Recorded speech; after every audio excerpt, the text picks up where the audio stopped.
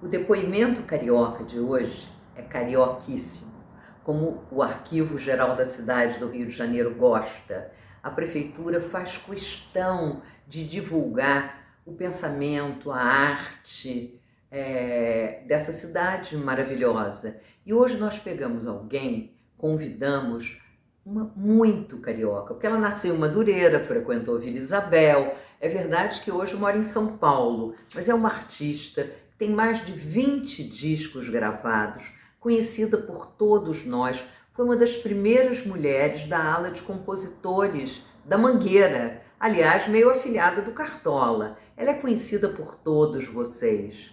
O Arquivo da Cidade faz questão de prestigiar a mulher e o mês da consciência negra. Por isso convidamos essa figura militante, de deputada estadual, que sempre pensou o Brasil, a nossa realidade, tudo que nós precisamos e cultivamos, e vai ter uma conversa muito agradável com vocês, muito importante nesse mês da consciência negra. Então, uma mulher negra, conhecida, importante, que vai mostrar muita coisa nova e divertir vocês com essa conversa. E vamos cada vez pensar mais e prestigiar mais o Rio de Janeiro.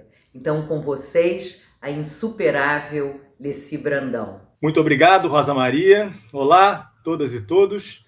Depoimentos Cariocas, chegando agora na 31ª entrevista, nesse painel de conversas, de histórias do Rio de Janeiro, segundo a memória dos cariocas, não necessariamente nascidos na cidade. Tem muito carioca que não nasceu no Rio e é carioca de coração. Pois na nossa entrevista de hoje a gente vai fazer meio que o caminho contrário. A gente vai conversar com uma carioca nascida em Madureira, criada em Vila Isabel, consagrada na Mangueira e moradora de São Paulo. Mas não só ela mora em São Paulo há coisa de 40 anos, como tem uma trajetória política, uma vida pública em São Paulo. Ela já está no 4º mandato como deputada estadual em São Paulo, na Alesp, eleita pelo Partido Comunista do Brasil, o PCdoB.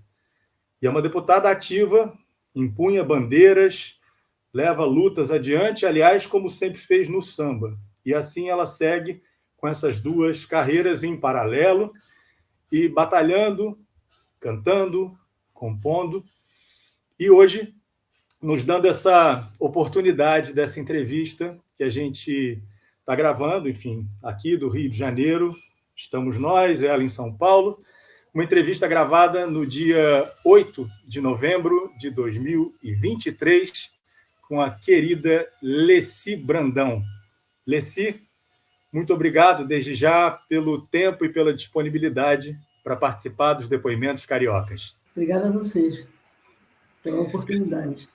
Leci, eu começo te perguntando sobre o início, né? Você, como eu falei, você é carioca nascida em Madureira, mas se alguém te perguntar, né, de onde você é na cidade, você é carioca de onde, eu imagino que a sua resposta seja Vila Isabel. Você podia falar para a gente, assim, trazer um pouco de um retrato dessa Vila Isabel dos anos 40, anos 50, a Vila Isabel que estava em torno de você, suas memórias desse bairro? Olha só, Pedro Paulo, a minha mãe, na hora do parto, eu sempre conto isso aqui, inclusive nos meus shows, ela foi para uma maternidade na Estrada da Portela. Eu nasci na Estrada da Portela, fui lá para nascer. Mas Vila Isabel é o lugar que minha avó morava, e minha avó também, materna. Até te dou o endereço. Avenida 28 de Setembro, 399. Era uma casa de cômodos, né? Uma casa, uma residência antiga, mas que foi transformada numa casa de cômodos. E minha avó morava nesse lugar. Ficava em frente à garagem dos bondes, né? Porque eu sou do tempo do bonde. Então, a gente sempre via aquele movimento todo e a gente usava bonde para tudo, não só para ir a algum lugar com minha mãe, com minha avó, e também no carnaval, que a gente pegava um bonde na 28 de setembro e até o Largo de São Francisco, o bonde fazia o retorno, e a gente via o carnaval desse jeito. Ou seja, eu vi muitos blocos, muita gente sambando e tal, no estribo do bonde, né? Então, tinha uma padaria famosíssima chamada Mundo dos Doces, que era ao lado da Escola Equador, né? Onde nós moramos também. Minha mãe era servente da escola, Escola Equador. Essa escola existe até hoje. A minha primeira professora do primeiro ano primário, não esqueço o nome dela, Edgardina Viana Moreira, professora excelente. Depois, do segundo ano até o quarto, era a professora Marina Nunes de Oliveira. E no quinto ano foi dona Isabel Mota. Eu lembro das 3 professoras que eram excelentes, todas 3, e todo o meu início, né, de educação eu tive com elas. E era muito interessante, porque durante o dia eu estava sentada nas carteiras da sala de aula, e à noite eu varria aquelas mesmas salas de aula para ajudar a minha mãe. Vocês trabalhavam juntas, então. Tua mãe trabalhava e você auxiliando, fazendo faxina, fazendo a limpeza junto com ela, é isso? Ajudava, né? Tinha que ajudar, porque eram muitas salas, porque quem é servente morador tem um número maior de salas para dar conta, entendeu?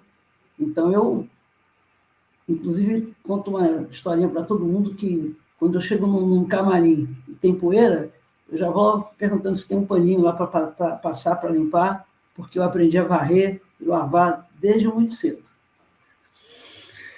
Leci, sua mãe, dona Leci, e seu pai, que é o seu Antônio Francisco, sacaram desde cedo que você tinha fino para estudar, né? Que eles dessem tudo, que você passem a estudar, você teria ingredientes para levar pela vida, né? Como é que foi isso? Como é que foi enfim, esse estudante? Você já falou da dona Edgardina, da escola. Mas como é que surgiu a tua vida de estudante? Por onde mais você passou? Por quais escolas? Você gostava de ler? Que tipo de matéria? Sim. Mais? Quando eu aprendi a ler, eu comecei a ler tudo. Tudo que eu sempre pegava um livro ou um jornal, sempre gostei de ler. E a minha mãe sempre me acompanhou no início, né? Ou seja, essa coisa de somar, multiplicar, dividir, eu aprendi desde cedo, tanto que até hoje eu não uso a maquininha, não uso o celular, nada para fazer conta, eu faço conta de cabeça. Consigo fazer conta de cabeça, porque naquele tempo existia uma coisa chamada tabuada, e a gente tinha que saber a tabuada de cor, né? Para poder tirar nota boa na escola. E também havia uma coisa chamada gráfico, que ficava preso na parede das salas de aula. E eu sempre observava que o meu nome sempre estava na parte verde, que era a parte dos alunos que eram bons, né? O amarelo era para quem era mais ou menos, e o vermelho era para quem não tinha condições. Mas eles sempre me influenciaram para estudar, para fazer o trabalho de casa direitinho, e no conhecimento da minha mãe, até onde ela conhecia, ela sempre me ensinou. E como é que eram as referências musicais da menina Leci Brandão? Como é que era a música que rolava na casa de vocês? Bom, a minha casa era uma casa, a casa da Escola Equador, inclusive, era bem pequena, mas uma coisa que nunca faltou lá em casa foi vitrola, né? Sempre teve vitrola lá em casa. E meu pai gostava de comprar aqueles discos de 78 rotações, né? E eu ouvi um pouco de tudo, né? Lá em casa se tocava desde Jamelão, Carmen Costa, mas também eu ouvia Valdir Azevedo, Jacó do Bandolim, Luiz Gonzaga, Rui Reis Orquestra, alguns compositores do tempo mais antigo, né?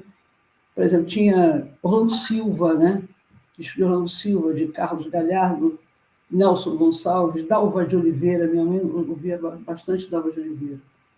Tanto que, em homenagem a ela, teve um LP meu, o LP Essa Tal Criatura, tem no lado B, faixa A, faixa 1, a música, o bolero chamado Que Será, do Marinho Pinto. E eu gravei essa música porque minha mãe gostava dessa música demais. Aí, quando eu me tornei artista e tal, eu gravei esse bolero. E o samba, como é que entra na tua história? Você fez um panorama bastante eclético até, mas ainda não falou propriamente de samba, o samba de escola, o samba de terreiro, né? Ou samba de carnaval. Como é que entra na tua história? Entra de forma muito natural, porque eu sou afilhada, filha e neta de 3 mulheres mangueirenses, né? Minha madrinha, a Lourdes de Bolão, ela morava no Morro da Mangueira. A minha avó, Dona Urmezinda, saía na Mangueira, né, em ala normal, e minha mãe também desfilou em Mangueira, eu nem sonhava nascer. Então, a Mangueira na minha vida é uma coisa muito natural. Sempre falou em Mangueira lá, sempre falou no Jamelão, na Mindoca, que era a irmã dele. Isso porque todas essas pessoas trabalharam na Fábrica Confiança. A Fábrica Confiança hoje é um grande supermercado, né? E minha mãe, minha avó, minha madrinha, eram colegas de setores da fábrica de tecidos, né? de Vila Isabel. Né? Fábrica Confiança, muito conhecida essa fábrica. Quem mora em Vila Isabel há muitos anos sabe que ali perto da Teodoro da Silva, se não me engano, ficava a Fábrica Confiança. Então, lá em casa sempre falou em Mangueira, sem necessariamente eu ser da escola. Eu sabia que existia Mangueira, comecei a frequentar Mangueira através da casa da minha madrinha, que morava no Morro. A gente ia lá dia de domingo para almoçar, fazer uma comida muito gostosa, enfim. E a questão da música chega depois, né? Anos depois. Eu entro para Estação Primeira de Mangueira, aula de compositores, só nos anos 70. Eu fui para lá em 71, simbolicamente, e em 72 é que eu começo a desfilar na Estação Primeira de Mangueira, na aula de compositores. Eu queria saber, Leci, para você pedir para você contar para a gente essa dinâmica de ir ao desfile. Como é que era a ida ao desfile? Você com sua mãe, com sua madrinha, onde era? Era na Presidente Vargas, era na Rio Branco, e como é que era esse negócio? Tinha farnel, tinha que subir em cima de caixote para ver, ou era arquibancada? Tá. Como é que era? Veja bem, eu vejo o desfile de escola de samba realmente desde pequeno. E naquele tempo não havia arquibancada, era uma corda, né, que cercava o público para separar do desfile da escola. E eu comecei a ver os primeiros desfiles na Presidente Vargas. Cheguei a ver desfiles na Rio Branco e também vi na Presidente Antônio Carlos. Eu vi desfiles ali no Castelo. Mas a Presidente Vargas, eu me lembro muito bem que o Nelson Sargento fez um samba chamado Cântico à Natureza, que tem a primavera dourada, inspiradora de amores. Eu vi esse desfile da Mangueira, um desfile muito bonito. E me lembro de um carro alegórico que representava uma laranja cortada, né? Tinham quatro gomos, em cada gomo vinha uma menina sentada ali. Essa alegoria eu nunca esqueci. Né? E era muito bom porque a mamãe levava lanche, né, para a gente poder comer durante a madrugada. Naquele tempo não existia plástico, né? Eram sacolas de papel em que ela punha cachorro-quente, né? Linguicinha, com cebola, tomate e tal, um molhinho legal, e levava para a gente, na hora que tivesse fome, pudesse se alimentar. E tinha também o pessoal que vendia pera geladinha, aquela pera gostosa, né, molinha, e a gente sempre comia essa pera nos desfiles das escolas de samba. Teve um ano também que a Polícia Militar foi fazer o policiamento do desfile, né, para o povo não invadir. Não tinha nem necessitava isso, que era não tanta gente assim. E eu me lembro que colocava os cavalos sempre perto da gente. E teve um ano que o cavalo chegou tão perto que nós perdemos ali o equilíbrio e o farnel que a minha mãe tinha levado caiu, né, porque o papel molhou, e eu vi, sabe, a linguicinha caindo no chão, com molho de cebola, tomate, e nós ficamos sem farnel, porque caiu tudo, perdemos tudo. Não tinha plástico naquele tempo. Uma situação de carnaval de antigamente, né? A gente já falou, você já falou do bonde, você já falou de vitrola, já falou da fábrica de tecidos, que virou tema do Samba do Noel, Rosa, Exatamente. 3 Passamos já por Cântico à Natureza e agora o Carnaval da Corda, com o cavalo atrapalhando e estragando o farnel de vocês. Leci, voltando agora para a vida fora de fevereiro, né, fora do Carnaval, não é incomum no samba a história de profissões que correm em paralelo, né, à música. Por exemplo, você falou do Nelson Sargento, era pintor, né? Cartola trabalhou em obra, Paulo da Portela era lustrador de móveis, né? Paulinho da Viola chegou a ser bancário. E eu queria saber um pouco dos teus empregos convencionais antes de você ser cantora, né? Eu sei que você tem ali alguns empregos e que foi um caminho difícil para você conseguir entrar e começar a trabalhar com carteira assinada e tudo mais. Veja bem, na verdade, o meu trabalho se inicia de uma forma da minha consciência de ter que ajudar minha mãe, né? Porque a questão de varrer sala de aula, porque escola que tem curso supletivo, tinha, né? Os alunos chegavam de manhã, saíam em turno da tarde, e embora você tinha que preparar novamente as salas para estarem limpas para receber o pessoal do curso noturno, né? Falava, curso noturno. Mas, quando o curso noturno terminava, a gente tinha que levantar cedo e preparar as salas para o turno da manhã. Então, eu segui esse processo todo e eu cantava esse negócio, dizer que poeira faz mal para a voz é mentira, porque eu fazia tudo isso, varria a sala de aula e tal, e cantava as músicas que eu ouvia no rádio, né? E quando meu pai faleceu em 1964,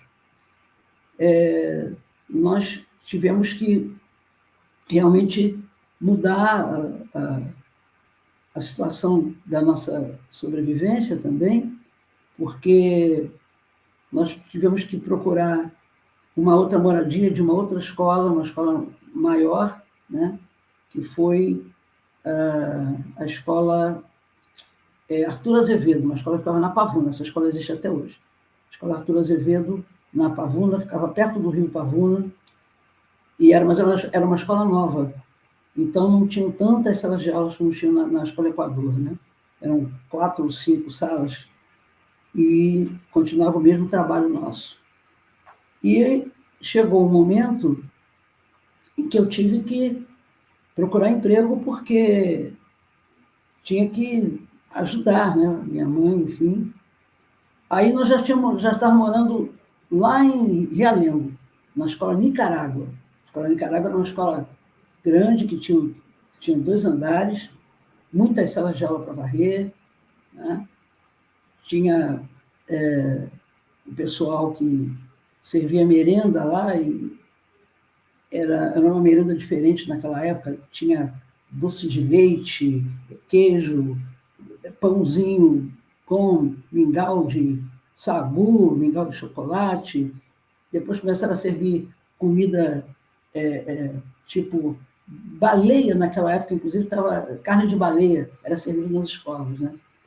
E a minha mãe não era merendeira, era servente, mas nós conhecemos todo o pessoal que trabalhava nessa parte da cozinha da Escola Nicarágua. E eu tive necessidade de trabalhar fora. Como eu já tinha terminado o ginásio, né, no Pedro II, eu achei que com o diploma eu iria conseguir emprego facilmente. E qual não foi minha surpresa que as pessoas queriam que eu tivesse experiência. Eu não tinha experiência, eu nunca tinha trabalhado fora nem nada. Aí tinha a prova de português, matemática e tal, e tinha conhecimentos gerais. E eu tinha certeza de que eu tinha me saído bem nos três testes. Mas eu comecei a receber telegrama não para me avisar que eu tinha passado, mas sim que eu tinha sido reprovada no psicotécnico.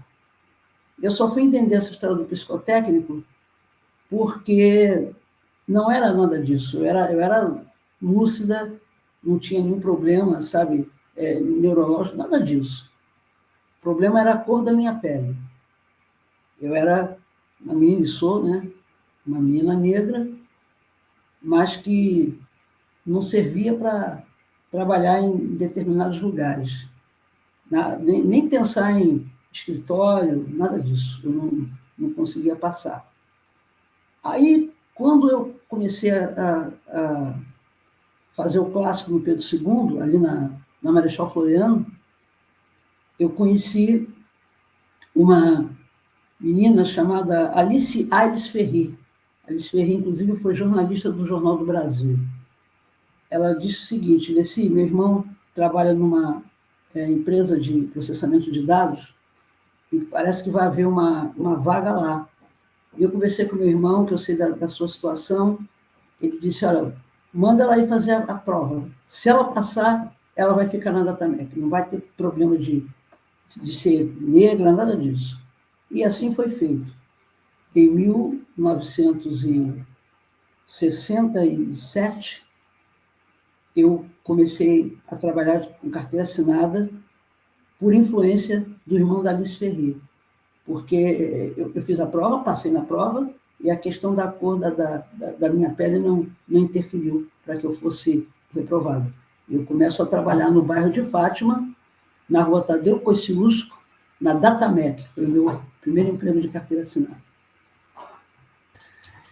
Nessa época, tem uma passagem na tua biografia, na tua história, eu acho interessante que tem um momento, assim, eu já li você dizendo que tem um momento que você tem uma espécie de um clique, assim, tem uma percepção de que esses obstáculos, esses desafios que a vida ia colocando para você, que isso podia virar música. Isso já tinha acontecido nessa época? Quer dizer, quando você começou a trabalhar na Datamec, a música já corria em paralelo? Não, na verdade, ali foi que eu fiz, na verdade, o primeiro samba, né? Eu posso dizer que seria um estilo bossa nova. Foi ali que um sentimento de saudade, né? Estava na fossa, aí surgiu o samba Tema do Amor de Você. Foi o primeiro samba que eu fiz. Por causa de uma dor amorosa. E vem cá, a gente já entrevistou aqui na nossa série a Áurea Martins, a querida cantora. Sim. E grande pessoa, grande amiga também. Pois é, tem um marco importante na carreira dela que também imagino que seja um marco na sua. Em 1969, ela venceu o programa A Grande Chance, na TV Tupi, né, do Flávio Cavalcante. Sim. E no ano anterior, essa história foi com você. Eu queria saber como é que foi e se você já participou cantando música tua ou se interpretou música de outro compositor. Não, eu me inscrevi no programa Grande Chance, porque aí eu já estava em outro emprego, né, também. Estava na Companhia Telefônica Brasileira, CTB, e eu sabia que havia esse programa de Grande Chance, que várias pessoas se inscreviam, enfim. E aí eu pedi, aí eu já estava trabalhando na Telefônica, já tinha mudado de emprego, né? Porque assim, aparecia uma oportunidade que pudesse fortalecer a minha vida, eu pedia demissão, eu sempre pedi demissão de todos os lugares que eu trabalhei. E aí fui trabalhar na Telefônica como atendente de concertos.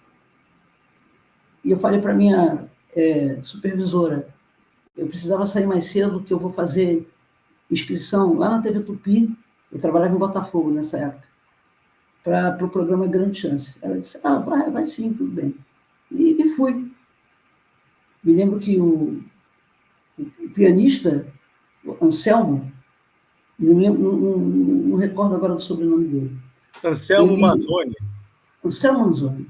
Ele gostou da minha voz e tal, disse, olha, você já vai para o programa de quinta-feira. Eu disse, mas quinta-feira agora? É, quinta-feira. Vai concorrer como compositora. Eu cantei um pedacinho de um outro samba, né? Muito bem. Aí, olha só um detalhe. Lembra da Alice Ferri, que o irmão me arrumou para o trabalho? Eu não tinha roupa para ir para cantar na televisão. E a Alice me emprestou um vestido e eu fui cantar na Grande Chance, era o mês de janeiro, no programa do Flávio, concorri como compositora. Até bem pouco tempo, havia uma pessoa que tinha um disco, 78, e que o Flávio fala assim, próxima candidata, Lescia Brandão da Silva, comerciária, candidata a compositora. Aí eu me lembro que ficou uma surpresa assim na mesa dos jurados, né? Compositora, enfim. Aí eu cantei o samba Minha Mensagem, e nessa noite eu tive nota máxima de quase todos os jurados, mesmo do Zé Fernandes, que me deu nota 8. Aí eu tirei 78 pontos. Fui a melhor da noite como compositora. Naquela época, cantar no Flávio Cavalcante era muito bom, porque o Brasil inteiro acompanhava a Grande Chance. E com a minha condição de sair vitoriosa, eu virei, assim, um sucesso, né, naquela época. Todo mundo me via na rua, a menina da Grande Chance, olha a menina da Grande Chance, andei de ônibus de graça, aconteceu muita coisa boa, só porque eu passei no primeiro programa da Grande Chance, fui até a final, né, segundo programa também participei, mas na final eu não fui a vitoriosa. Eu me lembro que quem ganhou foi até um rapaz que era locutor, tinha um programa na Rádio Globo, acho que era Luiz de França, se não me engano. Foi ele o vencedor. E eu não fui vencedora, mas passei pela Grande Chance e, nesse mesmo tempo, eu acabei recebendo um telefonema, mas que não chegou para mim, né? Do pessoal da família Gama Filho, que quando me viu cantando e sabendo que eu trabalhava como atendente de concertos, eles queriam me conhecer melhor e me dar oportunidade de trabalho na Universidade Gama Filho. Acaba não ganhando a Grande Chance, mas assim vão acontecendo outras vitórias, né, na tua trajetória. Tem uma passagem assim muito bonita que bom, primeiro assim eu queria dizer para quem estiver vendo essa entrevista, depois que a entrevista acabar, procurar no YouTube Lescia Brandão e Cartola para encontrar a participação linda que ela faz junto com ele no programa Ensaio, do Fernando Faro. Eu não sei se chamava Ensaio ou se era MPB especial ainda. Ensaio. Ensaio. E é um programa especialíssimo, né? Assim, esse programa, pelo tanto de entrevistas lindas que ele rendeu, ele é um programa fundamental para quem quiser saber de música brasileira. Mas esse, especialmente, é muito bacana. Você muito novinha, com a voz fininha, mostrando suas músicas, aquele totem do teu lado, que é o Cartola. E aí eu estou fazendo esse preâmbulo para te perguntar como é que foi a convivência com o Cartola e com Dona Zica. Eu sei que eles têm um papel importante na tua história. Dona Zica frequentava, de vez em quando, a casa da minha madrinha, né? Dona Zica morava na parte da Visconde de Niterói, lá na rua. Minha madrinha morava lá ali no morro, né? E Dona Zica era muito amiga da minha madrinha, estava sempre lá, enfim. E quando eu entrei para a Estação Primeira de Mangueira, em 71, o Cartola nem estava presente na reunião em que eu fui aceita simbolicamente. Eram outros compositores. Me lembro do presidente da ala, na época era José Progogério.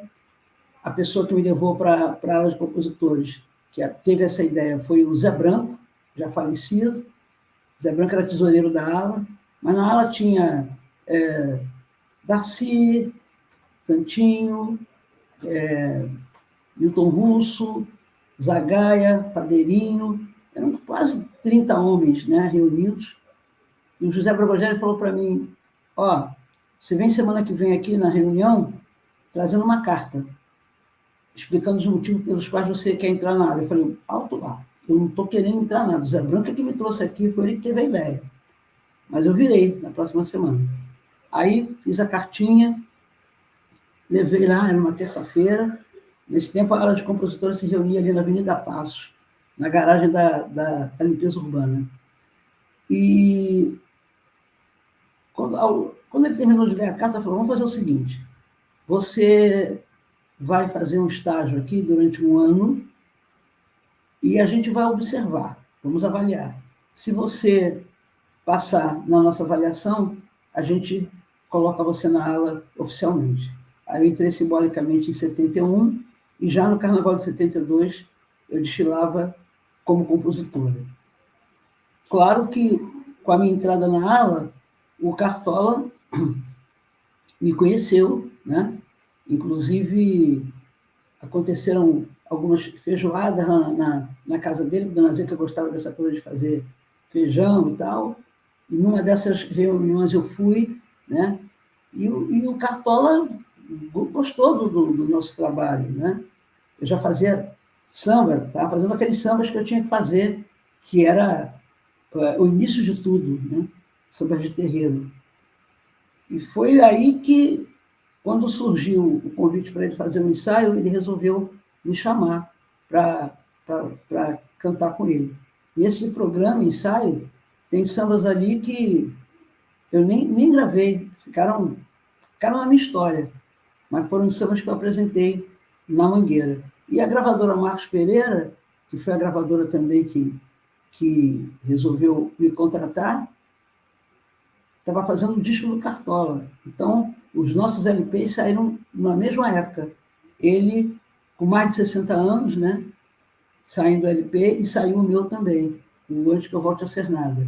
Tanto que nós conseguimos fazer alguns shows juntos, era Cartola, Dona Zica e eu. E o Milton Manhãs, que é produtor hoje em dia e tal, o apelido dele era Pezão. Ele tocava tamborim para acompanhar a gente, né, nesses shows, e o falecido Renato Barbosa, que era um menino que morava lá na Vila da Penha, tocava violão também para a gente. Nós fizemos essa turnezinha, né? Foi no Teatro Paiol, em Curitiba, foi no Teatro do Sesc, Senac, aliás, aqui em São Paulo, numa universidade em Belo Horizonte e também no Rio Grande do Sul, em Porto Alegre. Nós fizemos também uma apresentação na reitoria lá da universidade. Então, foi assim que tudo começou, entendeu? A propósito de você cercada de homens por todos os lados, na ala de compositores da Mangueira, quem mandou uma pergunta para você, né? Eu disse que ia te entrevistar e ele fez questão de mandar uma pergunta para você. E eu vou pedir para o Bruno soltar agora, é o radialista Adelson Alves. Olha, segundo os antigos alfarrábios bíblicos, Jesus era o bendito fruto entre as mulheres, devido Nossa Senhora, Santa Isabel a tia, Santana a avó e Madalena. Alessi, o contrário, é bendito fruto feminino entre os homens, a ala de compositores da Mangueira, com Bregogério, Hélio Turco, Pelado, Comprido, Jajá, Darcy, Disseu, Jurandir, Nelson Cavaquinho, Guilherme de Brito, Nelson Sargento. E, através desse passado da Mangueira, se tornou também deputada em São Paulo. Aí, deixa eu perguntar, Darcy, como é que você se virou para conseguir ser compositora da ala de compositores da Estação Primeira de Mangueira? Bom, na verdade, foi um convite que eu recebi, né? Porque o Zé Branco foi que teve a ideia de me levar lá, me convidou para entrar na ala.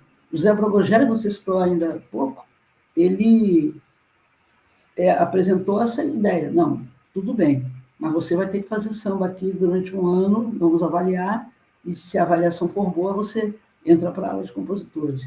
Foi tudo natural. Na minha vida, aliás, ô Pedro Paulo, tudo acontece de forma muito natural. Não tem nenhum esquema, não tem ninguém que pense, não, vamos lançar Alessi, fazer isso, não. Tudo que aconteceu na minha vida até hoje acontece de forma natural. Eu acho que é missão, é uma missão que eu tenho aqui na Terra. Entre essas naturalidades, tem um outro encontro importante na sua trajetória com uma figura muito, muito querida, que é o jornalista e escritor Sérgio Cabral. Ele é um cara importante para a história do samba, como escritor de livros fundamentais, biógrafo, enfim.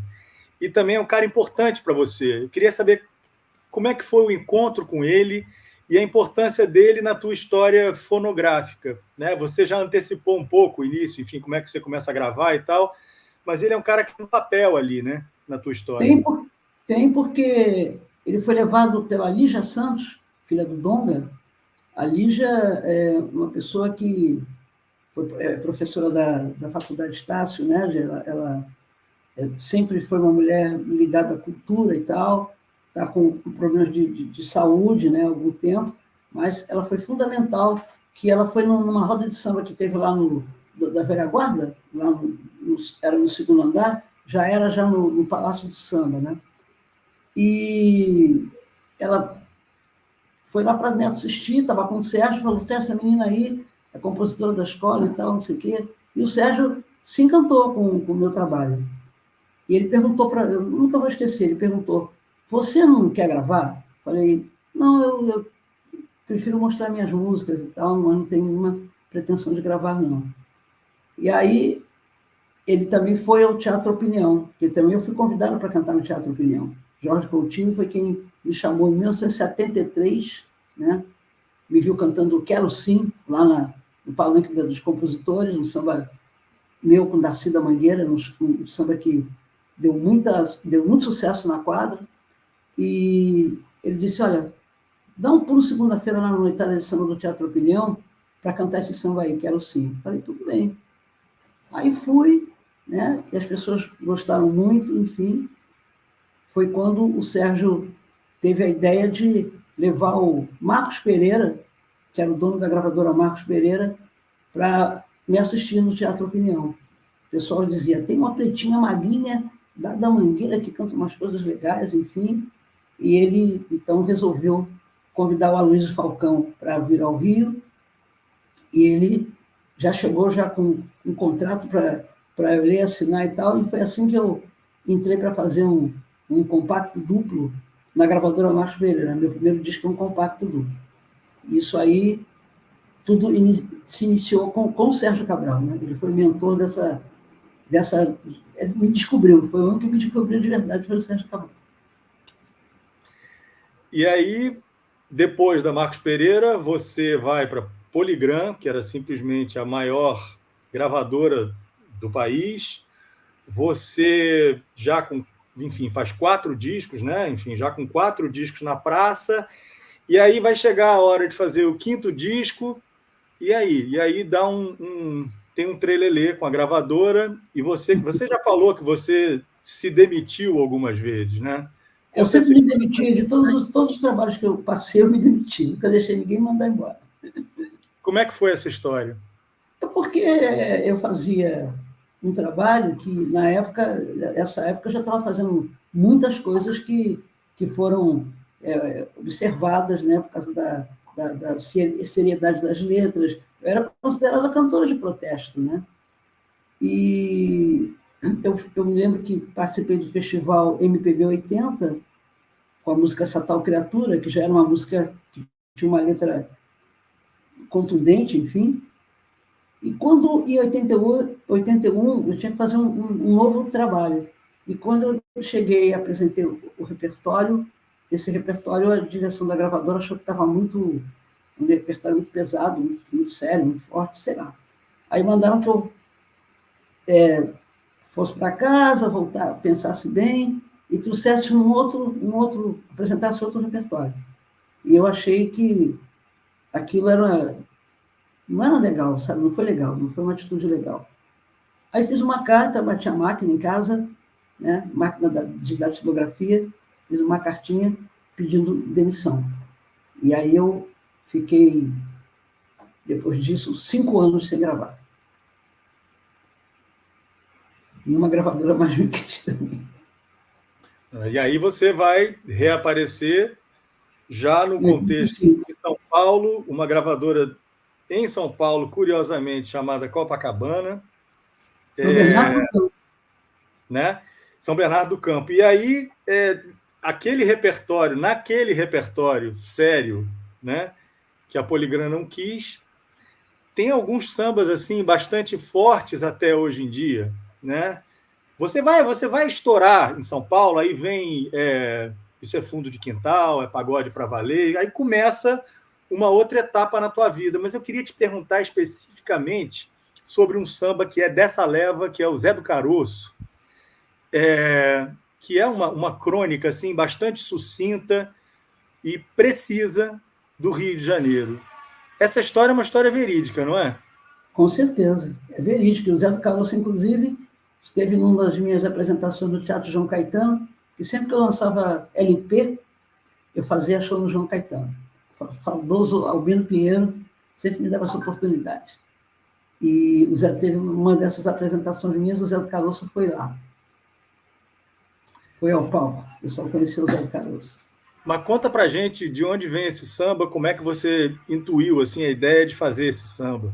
Esse samba foi uma história que o Cláudio, que era um grande amigo meu, jornalista até do jornal O Dia, ele estava conversando comigo, sabe, falando sobre que ele morava na rua Petrocochino, e o Morro do Pau da Bandeira também começa ali na rua Petrocochino, que tinha um serviço de alto-falante lá, do Zé do Caroço, enfim, mas que tinha uma pessoa que morava num apartamento na Petrocochino que se incomodava com o barulho que vinha lá do serviço de alto-falante.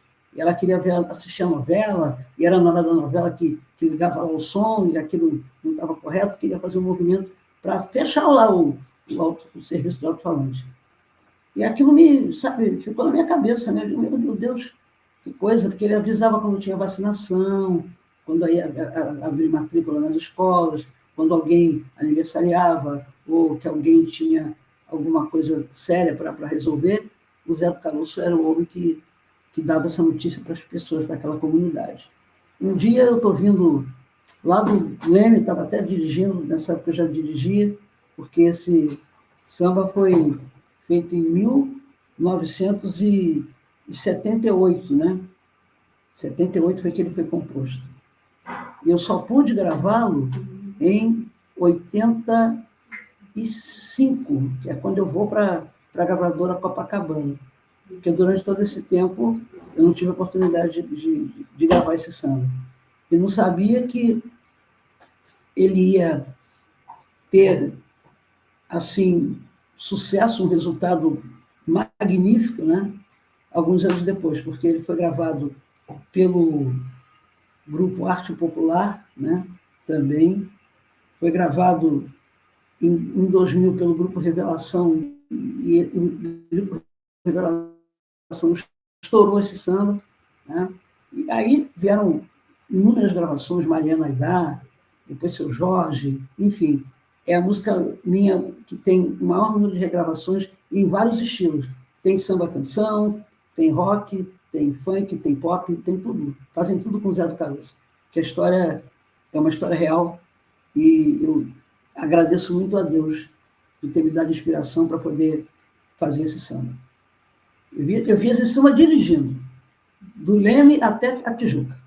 E como eu tinha sempre gravador, né, na minha bolsa, eu botei o gravador para não perder, porque como eu não toco, eu não podia perder a melodia, né?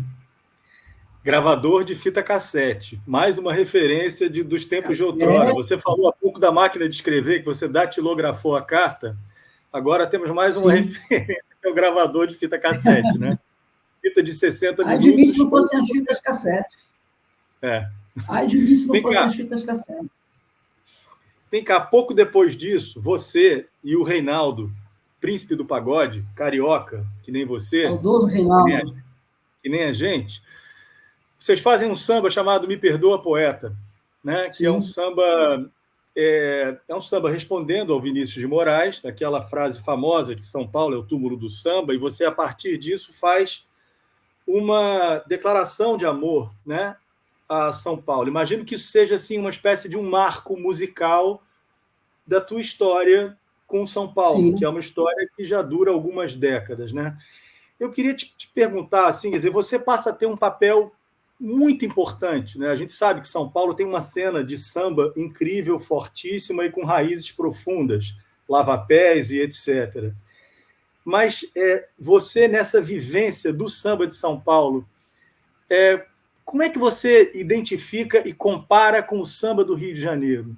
É possível fazer uma comparação e alguns traços assim que sejam diferentes? O que é uma característica específica do samba de São Paulo, das escolas de São Paulo? Conta pra gente. O que eu posso te afirmar é o seguinte, que a frase é São Paulo é o túmulo do samba, né? E quando eu chego em São Paulo, né, e sou recebida de forma respeitosa e carinhosa, inclusive uma das pessoas que me adotou assim para valer foi o Moisés da Rocha, radialista, dono do programa O Samba Pede Passagem, da Rádio Cultura. E ele começou a tocar aquele LP da Copacabana, e começou a tocar lado A, lado B e tal, e ele, como é um homem progressista, ele se encantou com as letras, com as matérias que faziam comigo e que eu já mostrava o meu lado, né? Eu tinha o meu lado político já naquela época. E aí eu estava com o Reinaldo e falei, pô, Reinaldo, eu queria fazer um samba falando sobre essa questão de... O poeta falou que São Paulo enterrou o samba, mas não enterrou nada, porque aqui tem uma história de samba. Tem escolas de samba aqui com mais de 60, 70 anos, 80 anos. Você não pode dizer que é o túmulo de samba. Tem as famílias, né, antigas, o pessoal do Bexiga, o pessoal da Zona Norte, né, que tem várias escolas de samba na Zona Norte. E comecei a conhecer outros compositores também, Camisa Verde, né? Conheci o Tobias do Camisa, Dona Sinhá, falecida, né? E o pessoal ligado à Mocidade Alegre, né? A Barroca Zona Sul, todo mundo mostrando que respeitava o samba do Rio de Janeiro, né? Eles sempre respeitaram o samba do Rio de Janeiro, mas eles tinham a sua história de samba também. Tanto que a gente fala desde a época que começou o samba aqui, nesse samba Me Perdoa Poeta, vou lembrar Madrinha Eunice, né? Tia Olímpia, Zé Soldado, Caio Apóstolo, primeiro grupo do samba Margem Requintado. A gente vem contando a história do samba de São Paulo. E isso foi uma coisa que agradou demais, demais a cidade, né? Porque dizia, fui à Barra Funda, fui lá no Bexiga, fui lá na Nenê, me perdoa, poeta, mas discordo de você. Belíssimo samba. Leci, a gente recebeu, agora voltando para o Carnaval do Rio de Janeiro, a gente recebeu a pergunta de um outro convidado, um querido convidado, mandou uma pergunta para você, que é o escritor, ator e produtor Haroldo Costa. Solta aí, Bruno. Esse, como é que tá? É sempre uma alegria saber de você, acompanhar você, cantar com você, enfim. É sempre uma alegria ter você na ativa total, na batalha total. Eu estou muito contente e privilegiado com essa possibilidade de fazer uma pergunta. Óbvio, talvez, mas eu acho que é importante as pessoas saberem. Nessa sua vida mangueirense, né, que vem a de hoje, qual o desfile?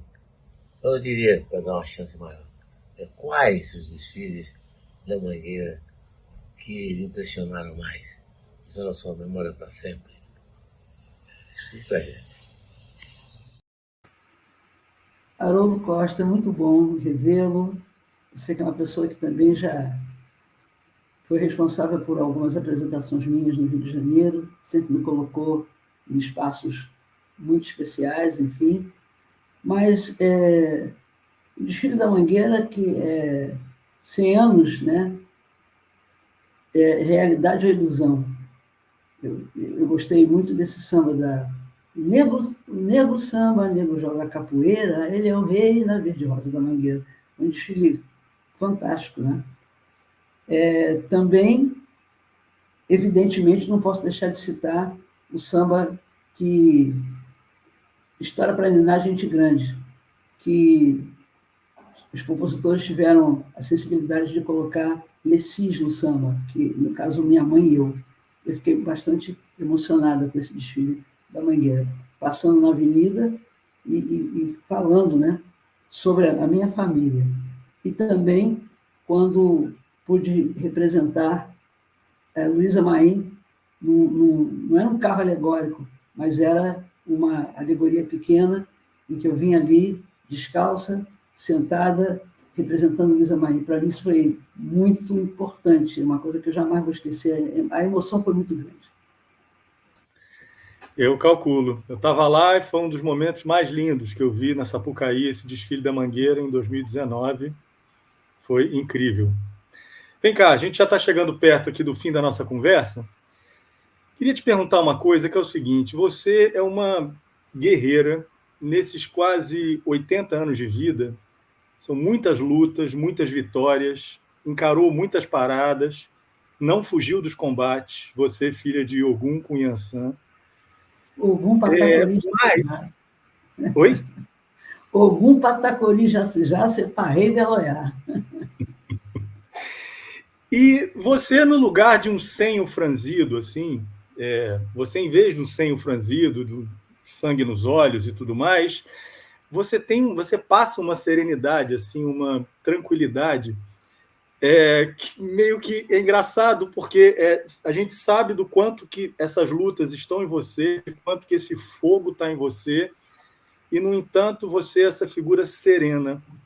Queria saber onde é que essas duas coisas se encontram. Assim, imagino que para você faça todo sentido, mas eu queria que você falasse um pouquinho disso para a gente. Olha, eu acredito que a criação que eu tive, né, eu sempre falo isso constantemente, a sabedoria que eu tenho foi toda dada pela dona Lecília Assunção Brandão, minha mãe. Né? Minha mãe faleceu, né, em 2019, né, que minha mãe faleceu. Mas eu sinto que o espírito dela está sempre me acompanhando, sabe? Está sempre olhando por mim, no lugar que ela está, que eu sei que é um lugar bonito, um lugar de muita tranquilidade. E essa tranquilidade que eu tenho tido, inclusive, nos últimos tempos, é repassando as coisas todas que eu consegui fazer, que eu consegui construir. Agradecimento a todas as mulheres e homens que me deram sabedoria. Como eu digo, eu sou uma pessoa que não sou da academia, não tenho nenhum diploma universitário, nada disso, mas a minha caminhada sempre foi uma caminhada calcada pelo respeito. Eu sempre respeitei as pessoas, eu respeito toda e qualquer pessoa, e sou uma pessoa que não sou ambiciosa, não sou... me acho, sabe, melhor que todo mundo pelo fato de estar na situação que estou. A minha simplicidade é uma coisa que espanta as pessoas, que eu não tenho que demonstrar, entendeu? Que estou na política, ou que estou deputada, né? Não sou deputada, eu sou uma artista popular, né? Sou uma pessoa que vem de origem humilde, tenho muito orgulho das profissões que tive, fui operária de fábrica, fui telefonista, fui servente de escola junto com a minha mãe, e eu acho que, ultimamente, as pessoas têm se declarado dessa forma: olha, se você é minha referência. Muitas jovens pretas falam isso para mim: você é minha referência. Então, eu tenho agradecido muito a Deus, né, os meus guias de luz, por esse momento, por todo esse resultado de vida. Né? Sou uma pessoa que quero sempre bem para as pessoas, torço por todo mundo, ajudo da forma que eu posso ajudar e não tenho ambições. Não, eu acho que Deus já me deu tanta coisa que eu jamais poderia imaginar que eu fosse receber e posso, com muita tranquilidade, dizer para você que fazer esse depoimento, essa entrevista com vocês é mais um fortalecimento para a minha vida. Estou falando com toda honestidade. Imagina para nós. Leci, a gente sempre termina nosso papo com 4 perguntas que a gente faz. Perguntas ligeiras para os nossos entrevistados. Primeira pergunta é o seguinte, a gente sempre pergunta qual é a escola de samba, né? Eu acho que a gente não tem dúvida sobre a tua, mas eu queria aproveitar para perguntar se o teu coração de sambista tem espaço para uma outra agremiação, outra bandeira.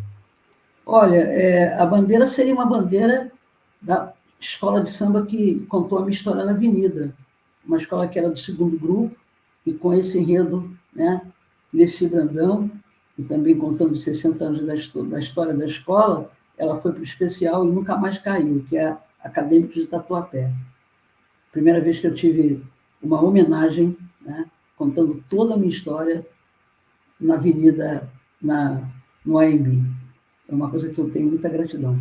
Mas a Estação Primeira de Mangueira, claro, é a primeira escola que eu conheci. Acho que eu conheço a Mangueira desde que eu estava ainda antes de eu nascer, já era mangueirense. Qual é teu time de futebol? Flamengo. Nesse tempo de São Paulo, você não sincretizou com o Corinthians, não? O Corinthians, ele tem a ver comigo, porque a maioria do pessoal da minha banda, todo mundo que lida comigo é corintiano, né? O pessoal da Gaviões gosta muito de mim e tal, né? Então a gente tem uma simpatia. Agora, eu sou madrinha, acredite se quiser, eu sou madrinha da Escola de Samba Mancha Verde. E eu falando de Corinthians. Vem cá, qual o teu bairro carioca preferido? O bairro que mora no teu coração? Vila Isabel, né? Vila Isabel. Gosto muito de Vila Isabel. Agora, não esqueço, aquela história, eu nunca esqueço sabe, aquela lembrança, sabe, afetiva, né? Morando na Escola Nicarágua em Realengo, eu construí muita coisa também. Nunca vou esquecer da pracinha ali, Nossa Senhora da Conceição, né? Tem a Igreja Nossa Senhora da Conceição e a Escola Nicarágua. Os grandes amigos ali, Bloco dos Beijoqueiros, né? Em Realengo, o pessoal da fábrica, né, de cartuchos que eu trabalhei, fábrica de Realengo. Foram momentos, assim, inesquecíveis. Por fim, eu queria que você me dissesse uma pessoa que lhe vem à cabeça se eu te perguntasse em quem é que encarna melhor o espírito carioca. Tem que nascer no Rio, né? Tem que ter nascido no Rio, não é isso? Não necessariamente. Carioca, às vezes, é um carioca de coração, não necessariamente é nascido na cidade. Não, tudo bem. Mas tem um cara que eu acho que é todo jeito, até quando ele dá entrevista, quando perguntam qualquer coisa para ele é desse jeito mesmo, né? É o Martinho da Vila. Sabe, o Martinho é aquela coisa sempre sorridente, sabe? Sempre falando da Vila Isabel, do Morro do Macaco e tal. E foi o cara que já fez samba para mim, fez samba comigo, me levou para Paris. Eu conheci Paris antes de conhecer a Bahia, negócio incrível. Foi o Martinho que me levou. Me levou depois para a Suíça, para fazer show com ele. Escreveu contracapa de discos meus. E é uma pessoa que me ensinou muito. Martinho José Ferreira, Martinho da Vila. Carioca de Duas Barras, na região serrana do Rio de Janeiro. Leci Brandão, a gente vai terminando aqui essa entrevista dos depoimentos cariocas, uma entrevista muito especial. Eu quero aproveitar para agradecer, não só a você, Leci, mas antes de agradecer a você, agradecer também a Prefeitura do Rio, na figura do prefeito Eduardo Paes, Secretaria da Casa Civil, secretário Eduardo Cavalieri, o Arquivo Geral da cidade do Rio de Janeiro, todos os nossos colegas, os nossos companheiros, especialmente nossa presidente, Rosa Maria Araújo, meus colegas da Coordenação de Promoção Cultural, que estão operando essa gravação, Pedro Paulo Júnior, Bruno Fontes. Muito obrigado a quem acompanhou, quem está acompanhando essa entrevista com a gente. E muito obrigado, principalmente, a você, Leci Brandão, por seu tempo, pela disponibilidade. A gente sabe que a agenda de parlamentar não é uma coisa elementar. Você ter separado esse tempo para conversar com a gente, para compartilhar suas memórias. Muito obrigado, Leci. Pedro Paulo, eu quero agradecer a você, desejar que Deus te proteja, que te abençoe. Quero muita sorte, caminhos muito iluminados na sua vida e também aí na vida do outro Pedro Paulo, né? E do outro menino aí que não me ocorre o nome dele agora, nesse momento. O Bruno Fontes. Bruno, né? Gostei dos dois. Eu sou muito assim, sensitiva com essa coisa, eu vejo as pessoas, eu gostei dos dois, sabe? Essa turma mais jovem é uma turma que está sempre simpática, sabe? É uma turma que está sempre de bom humor, está sempre predisposto a fazer as coisas e é muito bom. A gente tem aí uma geração que a gente sabe que vai construir muito para o nosso país, o que eu desejo para todo mundo é muita saúde para vocês e a minha gratidão maior também por ter tido a oportunidade de fazer esse programa. Agora, eu tenho uma coisa para falar do nosso prefeito, né? O Dudu. Ele é sambista, né? Eu sei que ele é portelense, mas é um homem que nunca escondeu que gosta de samba, gosta do povo, e isso eu admiro demais nele, sabe? É um homem que cumpre o dever dele, cumpre os compromissos, mas nunca abandonou o fato de ser um bom sambista. Evoé, viva o samba. Muito obrigado, Leci. Valeu. Que Deus te abençoe. Amém.